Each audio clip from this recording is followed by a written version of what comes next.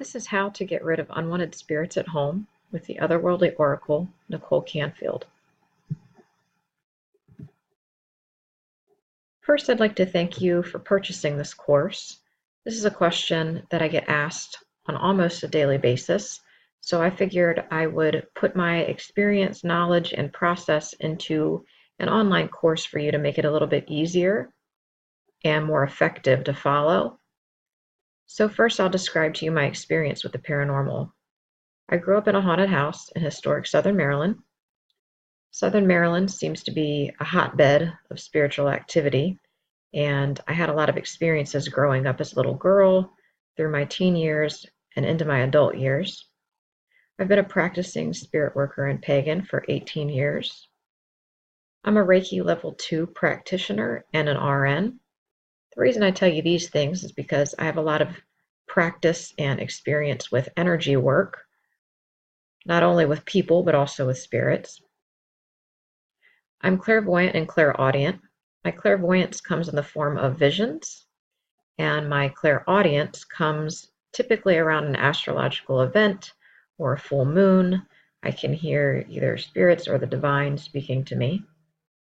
I've performed numerous house cleansings over the years, and as I mentioned before, I instruct on house cleansings daily. I've had experience with ghosts, demons, and elementals over the course of my life. So the first question we need to ask is, do you have spiritual activity in your home? First, I like to say to use your five senses to confirm this. Sights, smells, feelings, sounds, and even tastes can come into play. As far as sights, think about what you're seeing. Are you seeing shadows? Are you seeing full-blown apparitions? Are you seeing things move on their own? Are you seeing just weird things in general that you shouldn't be seeing in a normal home? Are you smelling different aromas that are maybe inexplicable? You could be getting whiffs of perfume, whiffs of flowers, maybe cigar smoke aromas. Maybe you even smell sulfur or something rotting in your house. The feelings you get. Do you feel like you're being watched? Do you feel like you're not alone? Do you feel an inexplicable touch? As far as the sounds, it could be anything unexplained, footsteps, disembodied voices. And as far as taste goes, some people can explain a metallic taste in their mouth when certain spirits are close by. In addition to using our five senses, we might also have dreams, such as nightmares that could be telling us of a spiritual activity in our home, as well as sleep paralysis. If you don't know what sleep paralysis is, it is basically being woken up in a sleep-waking state and feeling paralyzed, being unable to move, unable to scream, or fully wake up.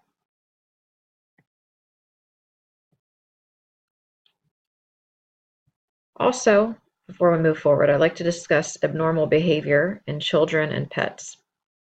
So perhaps you have small children who are acting abnormally. They might be lashing out for unknown reasons, not acting like themselves, being angry and emotional. Another thing, they could be also engaging in imaginary friend play that doesn't seem beneficial or could seem actually harmful. And your pets will always let you know if there's spiritual activity in the house by barking, running around, playing with something, looking up in the air, etc. Now, obviously, some of the spirits that we have in our homes are beneficial. They protect us, such as ancestors or potential nature spirits that are watching over you, angels, that kind of thing. But sometimes we have signs of unwanted spirits in our home. And some of those signs will vary for the person, but usually it's a fear to be alone. You might be experiencing some kind of physical aggression at night or while you're asleep. Again, sleep paralysis and nightmares. Maybe the activity is directed at one particular person. You're going to have spooked animals. possibly even injured or sick animals. Maybe some of your items in your home are being misplaced, seemingly stolen, or even broken, and you might have other poltergeist activity. So, we talked a little bit about possible spiritual activity you could be having in your home. Now, let's talk about where these spirits come from. So, a lot of times that's a question. I'm having this spiritual activity going on in my house, but I don't know where these spirits came from.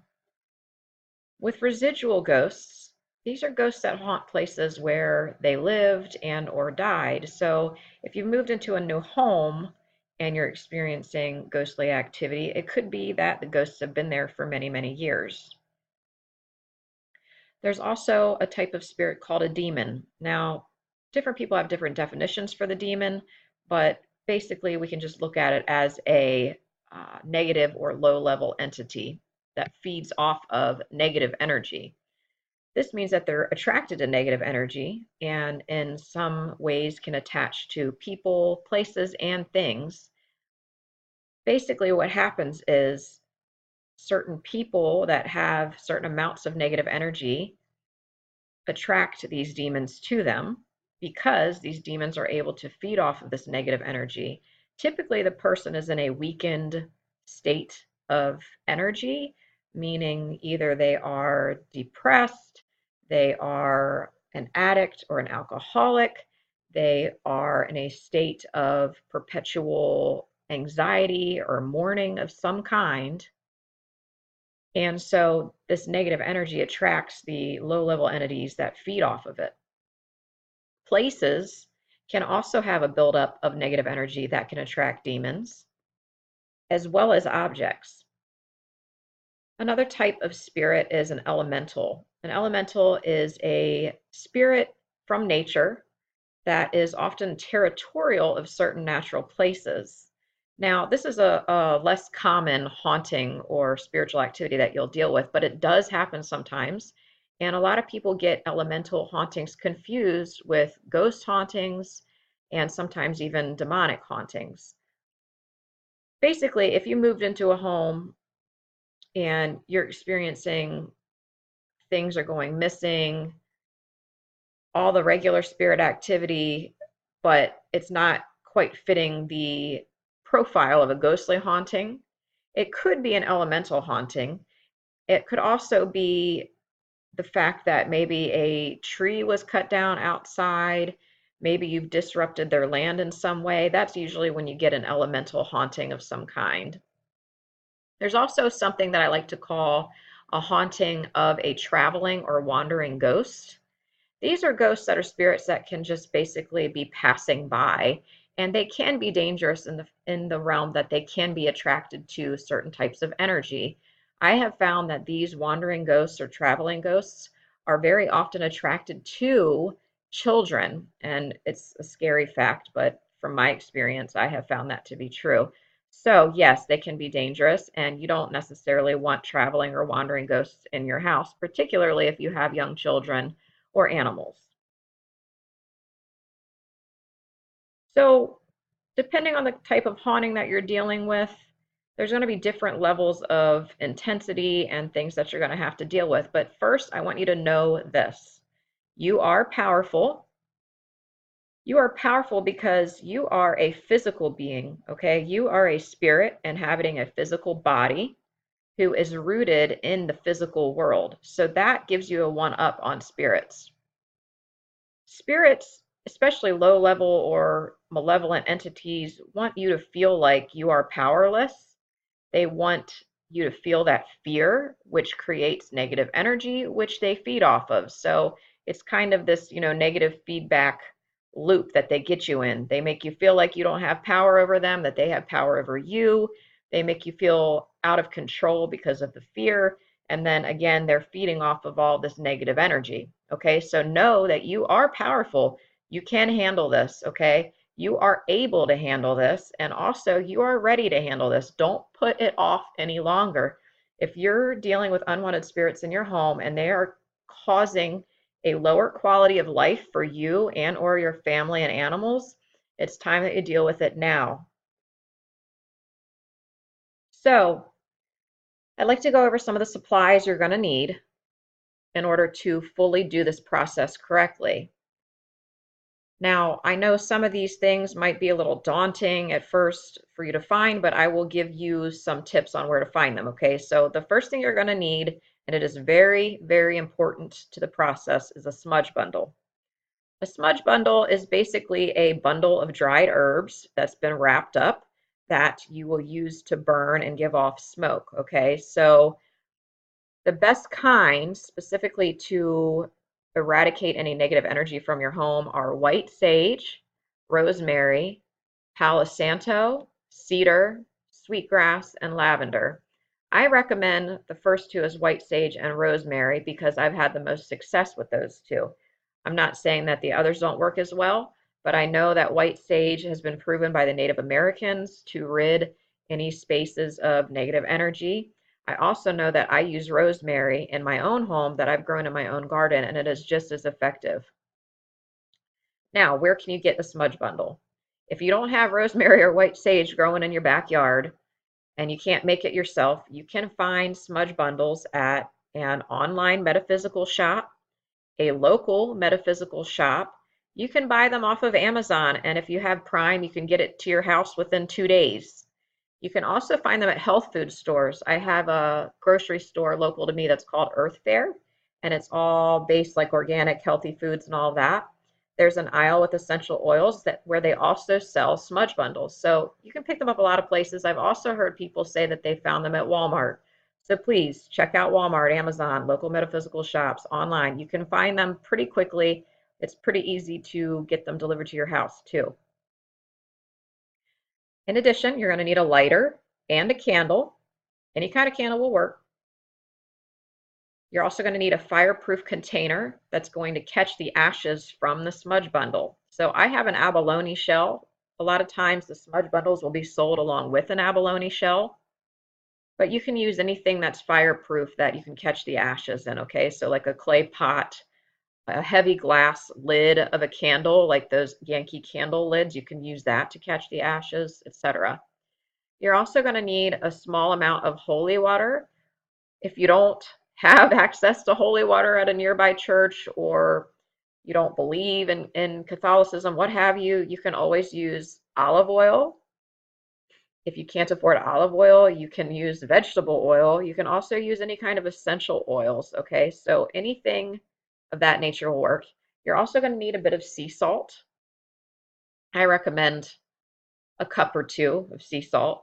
And the last thing you're going to need is 4 protective objects. So this is going to be something that is crucial to protecting your environment after you've done the full process. And it may take a little bit of money or a little bit of time to find it, but I trust that you will know it's important and that you will be able to find something to use. So I usually recommend 4 angel statues. You could also use 4 rosary beads, 4 crosses, 4 statues of saints, gods and goddesses, anything of that nature. They don't have to be big, they can be small, but just know that you're going to be putting them outside. So they should either be biodegradable or withstand the test of time, depending on how long you would like for this to go on. Okay, so moving on. So my process that I've used for years that I recommend is a 4-step process. The first part of the process is a physical cleaning and decluttering. The second part is a spiritual cleansing. Third is a spiritual blessing. And then fourth is your spiritual protection. Step 1, you're going to physically clean your house, top to bottom. Why is this important? The problem is when we don't clean our house properly, sometimes negative energy can collect in the corners of our home. And this seems weird that, negative energy could be attached to like physical dirt and debris, but just look at it like, okay, there's a dark, dusty corner in a room, right? It's very easy for negative energy to attract somewhere where there's dark, dank spaces, okay? So you're going to need to shake up that energy by physically cleaning your house, top to bottom. So get out your brooms, get out your mops, get out your dustpans, Get out the Pine Sol, Windex, what have you. Be prepared to give your house a full physical cleaning. In addition, while you're doing this, you want to declutter your house. So old clothes, old books, old movies, old toys, anything that's sitting around, no one's using, is collecting dust.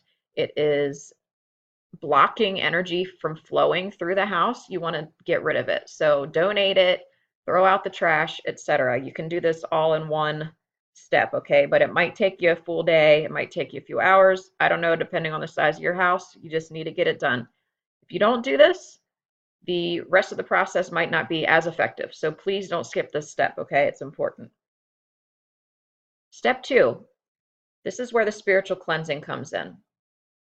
Before we start the actual method, I want you to know that this is an extremely important step. Please open your windows. Now, you may be doing this in the summer and it's hot outside. Your house might get a little hot, okay? So if you don't want to waste AC, you might as well turn the AC off.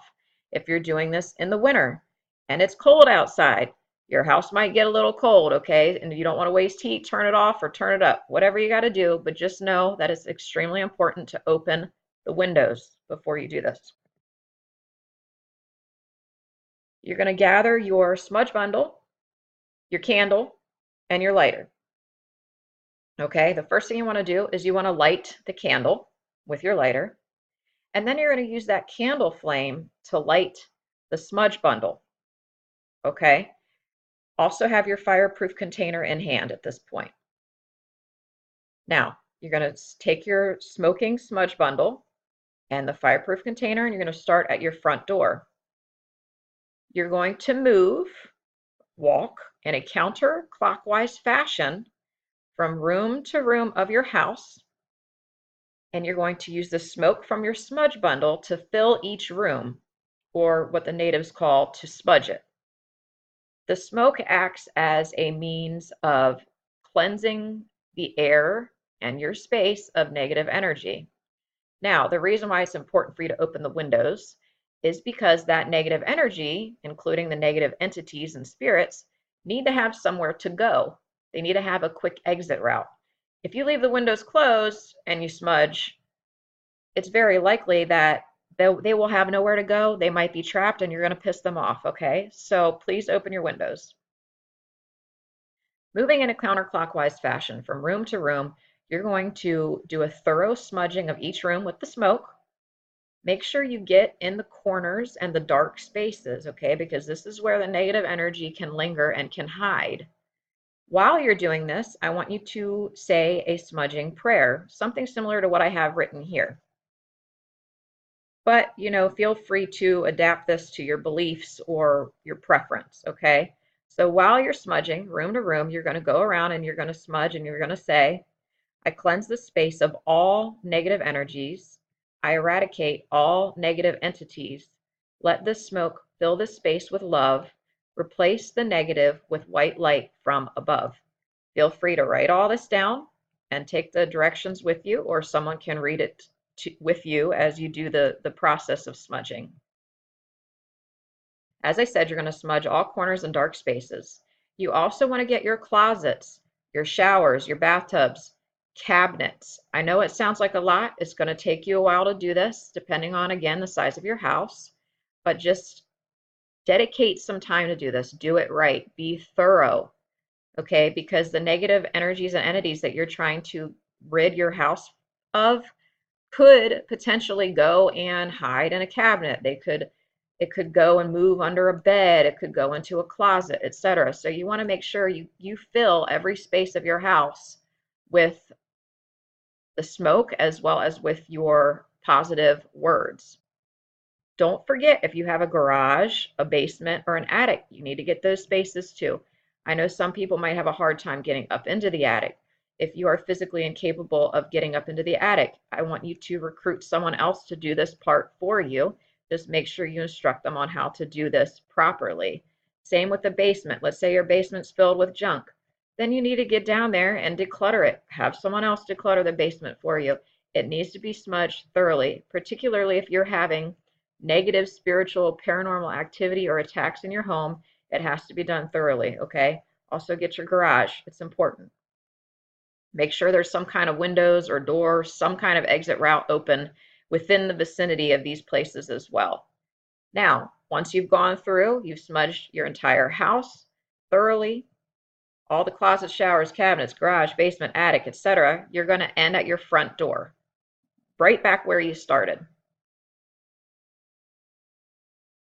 You're going to say, let me go back. You're going to say this prayer one more time at your front door, and then you're going to say something to close the prayer. Anything like amen, so be it, so mote it be, and it will be so. Anything you feel comfortable saying, make sure you close it off, okay? And you can either blot out the smudge bundle in your fireproof container, or you can let it burn out. Sometimes the bundle will burn out itself. Do not throw water on it, okay? And don't try to blow it out either. Step 3, we're going to move on to the spiritual blessing. As you're doing these steps to this process, make sure that you are confident in this, okay? Don't be scared to do it. This is your home. You have dominion over your home. Remember that. You are the man or woman of your house, and your word is what goes. So step 3, spiritual blessing. You're going to, again, start at the front door. This time you're going to move in a clockwise fashion from room to room. You're going to bless the doors and windows. How you do this is you get a little bit of your holy water or oil, whichever you've chosen, put it in a little container, and you're going to take your index finger and dip it into the water or oil, and you're going to draw protective symbols of your preference on each door frame, each window frame or window sill, and each exit or entrance point in your home. So this could also mean any kind of exhaust vents, if you have a fireplace, any kind of entrance or exit way, you're going to bless by drawing a protective symbol. Okay, I typically use a cross, but you can also use protective runes, hieroglyphics, whatever you feel is a protective symbol, that's what you're going to use. Whatever has meaning to you, that's what you're going to use. While you're doing this, you're going to say, bless this home in the name of, and I left a blank there, so you can insert whatever, again, your preference, your belief. A lot of people might say, bless this home in the name of God, bless this home in the name of Jesus, bless this home in the name of Archangel Michael, in the name of Mother Mary, in the name of, I don't know, Isis, in the name of Bastet, who knows, whatever God, goddess, being you feel a connection to or you feel is a protective being over you. You can even say in the name of my ancestors, in the name of the universe, whatever you feel has a protective spiritual means over your life, that's what you're going to use, okay? Again, you're going to move in a clockwise fashion from room to room, hit every window, door, exit way, entry point. And again, you're going to end at the front door. You're going to bless it one more time, and you're going to say, so be it, or amen. Step 4, this is the last part of the process, and this is the part where you're going to set up a spiritual protective barrier. So at this point, I want you to get your salt ready, as well as the 4 protective objects we discussed. So be them angels, crosses, whatever you chose that has a protective quality. You're going to start at your front door and move in a clockwise fashion around your property. So at this point, you're actually going to move outside. Okay, start at your front door, move in a clockwise fashion around your property, and lay out a circle of sea salt around your home. Now, be careful not to hit any precious plants because salt can have a damaging effect on some plants. So if you're worried about your plants, make sure you hit as close to the actual building as possible. You can also do this in an apartment or a townhome. Let's say you can't, you don't have access to the entire perimeter of the building. You only have access to, let's say, 3 sides or 2 sides or what have you. You can do this on the inside. Get as close to the baseboards in your home, in your apartment or townhome as possible, and lay down a circle of salt, okay? Eventually, yes, the salt will be vacuumed up, but this is a physical representative of the spiritual protective barrier that you're laying out, so it is okay. that will happen. So after you draw your circle of salt in a clockwise fashion, starting at your front door, you're going to end at your front door, and then you're going to take your 4 protective objects and you're going to place them in the 4 corners of your home or property. Again, if you have an apartment or condo, townhome, you can put these objects inside of your home in the 4 outermost corners. If you own your property, then you can set these outside of your home. You can even bury these in the ground if you don't feel comfortable leaving them above ground. Maybe they'll get knocked over. Maybe people will wonder why you have an angel statue, at the end of your yard. You can absolutely bury them underground and they will still have the same protective quality. You're going to end it by standing at your front door and end this full ritual with the statement, "This house is encircled by a protective white light barrier that is only penetrable by positive energy. All negative forces are hereby banished from this home and are never to return to this home. Amen." Or so be it, so mote it be.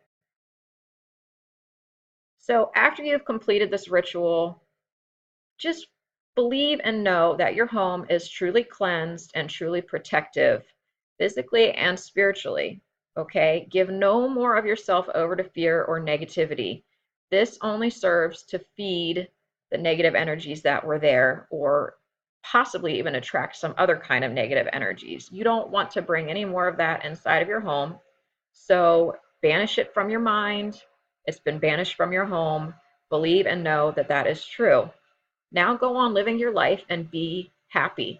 Do things that make you happy. If you've been depressed, get out and do something. Force yourself to do something that you used to like, that enjoyed, that brought you joy and peace, okay? If there's people in your house that have been arguing, sit them down, have a good conversation. Even if they plan on arguing again, separate them, get them out of the house, do something that they enjoy doing. The point is to go on living your life. Stop letting this fear and negativity overwhelm you. That's what brought in a lot of this negative energy to begin with. Thank you so much for purchasing this. I hope this course was helpful. If you have any other questions, please feel free to email me or find me on Facebook. I am always around to help.